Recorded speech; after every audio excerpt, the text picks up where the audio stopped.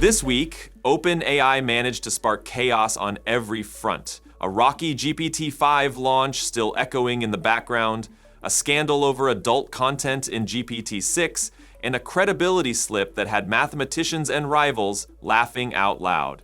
Sam Altman's promising scientific revolution, Google's quiet comeback, and the AI ethics storm all collided in the same few days. And the result feels like one of the wildest chapters yet in this race for control over artificial intelligence. So let's talk about it. All right, straight to it. GPT-5 landed in August, and the first wave of reactions was rough. People expected a moonshot and got what felt like a careful step. Sam Altman later said the vibes at launch were bad and then flipped, claiming the momentum turned once folks actually tried it in the right places. Inside OpenAI, the framing is different from the timeline you saw on social. They talk about GPT-5 as a real research assistant, a tutor that doesn't get tired, and a smarter front end to search.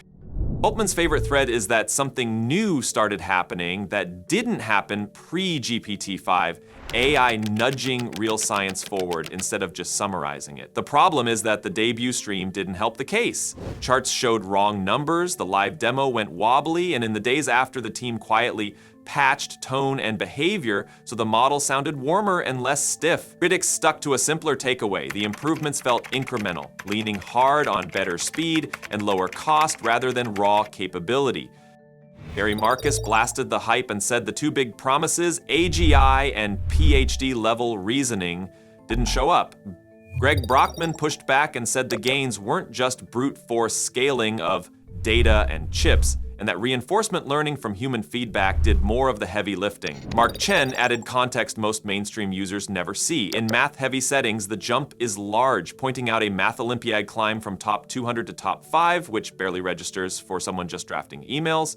Altman still plants a flag. GPT-6 will be significantly better than 5, GPT-7 significantly better than 6. That's the rhythm he's selling. At the same time, the GPT-6 conversation took a sharp turn away from benchmarks to boundaries. OpenAI said it would relax content rules for verified adults later this year and allow sexually explicit text under safeguards. That single decision lit up the AI scene because it collides with the company's posture on ethics and safety. Supporters frame it as treat adults like adults, with tighter protections for minors and better controls for people with mental health vulnerabilities. Detractors see a pivot toward growth and engagement dressed up as user freedom. The company also teased more personalization knobs, let ChatGPT act more like a friend if you want, lean into emojis or a humanish vibe, or keep it formal. The claim is that none of this is engagement maxing, it's giving control back to the user. Outside the press releases, advocacy groups warned about synthetic intimacy and dependency risks, arguing that even with age gates and mental health guardrails, the harms aren't hypothetical. That tension, autonomy versus protection, now sits right at the center of OpenAI's roadmap. European analysis went deeper on the practical problems. Even strong safety systems get jailbroken, which means any relaxation demands tougher moderation, faster response pipelines, and real resourcing to catch edge cases before they scale. There's also the reality that the definition of erotic content and its legal status changes country by country. Building one global policy that doesn't erase local norms or bake in one region's politics is extremely hard. Ethics researchers flagged another issue OpenAI already knows well. Models tend to over-agree with users because the training process rewards politeness and compliance. In everyday chat that reads as friendliness, in sexual contexts, it could reinforce unhealthy beliefs and behaviors. Some of the commentary still pointed to an upside for specific groups. For many women, a controlled text-only space might feel safer than men in public chat rooms or DMs. Still, privacy sits like a landmine under all of this. If a dominant platform becomes the place where adults share intimate fantasies, it accumulates the most sensitive data a tech company can hold. That raises the bar on encryption, retention, internal access, audits, and breach response far above normal product standards. While policy debates rage, OpenAI also moved to chip away at political bias and just as importantly, at the model's habit of mirroring users. A new evaluation pass used around 500 prompts across 100 topics, from neutral to emotionally loaded. The aim wasn't to crown a side, it was to see which behaviors trigger drift. The 5 red flags were straightforward: the model slipping into its own political voice, escalating a user's emotional tone, framing issues in a one-sided way when multiple frames exist, dismissing a user's view, and ducking questions without a clear reason. The finding that raised eyebrows was asymmetry under strong liberal prompts, where the model deviated more than it did for equally strong conservative ones. OpenAI's fix isn't about turning ChatGPT into a fact checker, it's behavioral. Train it to be less of an opinionated conversationalist and more of a steady communicator that neither flatters nor fights the user's politics. That's a direct hit on sycophancy, the tendency to agree to score reward points during training. It also connects back to the content debate, because the last thing OpenAI wants is a system that adapts its moral temperature to whoever shouts the loudest.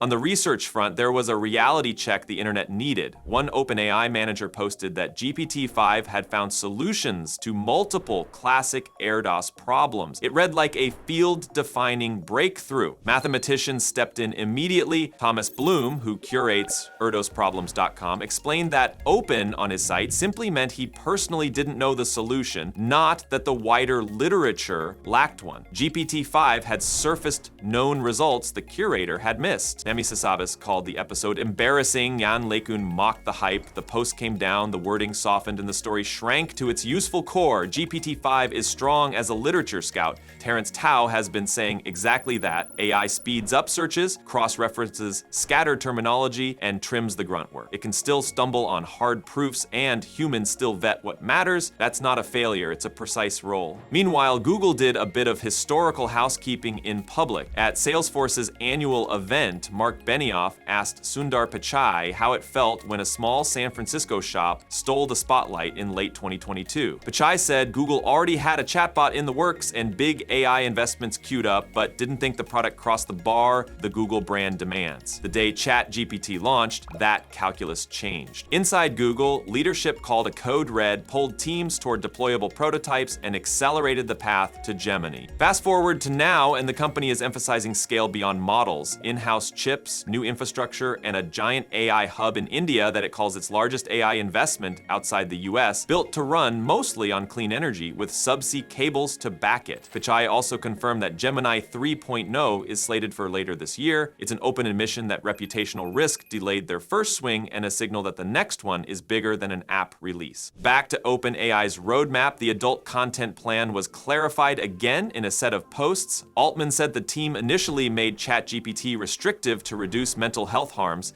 that they now believe better tools let them loosen for verified adults without loosening safeguards for minors or people at risk, and that erotica was just one example of giving adults more control. He also said users will be able to tune how human the model sounds, from reserved to friendly. Critics met those lines with skepticism, especially groups that have spent years tracking the harms of pornography and exploitation. Their argument is blunt: even adults get hurt by synthetic intimacy. Guidelines remain fuzzy across the industry, and verifiable harms have already shown up in smaller chatbots. The subtext is that OpenAI is racing competitors who say no to this category, which makes the move look commercial first and ethical second. The company denies that framing and points to verification, opt-ins, and policy carve-outs as proof of restraint. The reality is that this will be judged in production, not in posts. There's one more thread tying everything together: reputational load. Every claim and rollout is now graded on a curve set by the GPT-5 launch. That stream with the wrong charts hardened a narrative that the model is fast and cheap, but not fundamentally smarter. In the weeks after, developers and researchers found more to like, yet the first impression stuck. The ERDOS flap then magnified the idea that OpenAI's comms leans ahead of the facts. On the political bias track, the company is trying to teach the model to stop being overly nice and start being sturdily neutral without sounding robotic, a small-sounding change with huge stakes in an election-dense world. And on the GPT-6 content shift, the brand is now on the hook for the hardest category to moderate at internet scale across jurisdictions, with adversaries who love probing guardrails. None of that is impossible. impossible, all of it is costly. If Altman's line holds, 6 far better than 5, 7 far better than 6, then the next cycle has to show that capability step while avoiding a repeat of the rollout misfires,